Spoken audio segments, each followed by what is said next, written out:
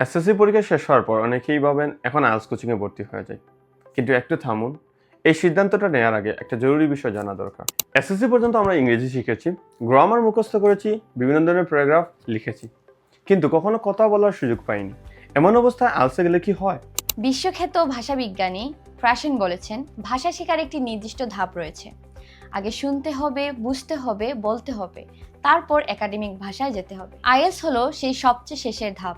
মাঝের ধাপগুলো না পেরিয়ে শেষে গেলে ভিত্তি দুর্বল থাকে, স্কোর আসে না। আরেকজন বিশেষজ্ঞ জিম কামিন্স বলেছেন, দৈনন্দিন কথা বলার দক্ষতা তৈরি হতে হবে, তারপর একাডেমিক ভাষার দিকে যেতে হবে। এই দুটো জিনিস এক না, আর আইএলটিএস পুরোটাই একাডেমিক। তাহলে কি আইএলটিএস খারাপ? একদমই না। আইএলটিএসের একটি নির্দিষ্ট লক্ষ্য আছে। সেই লক্ষ্যে পৌঁছাতে হলে আগে ভাষার ভিত্তি শক্ত করতে হবে। সঠিক প্রসেসটা হলো এসএসসি এর পর আগে স্পোকেন, তারপর আইএলটিএস। এই দুটো পরস্পর বিরোধী নয়, একটি আরেকটির পূর্ব শর্ত। হাঁটার আগে দৌড়ানো নয়, ভাষার ক্ষেত্রেও একই কথা।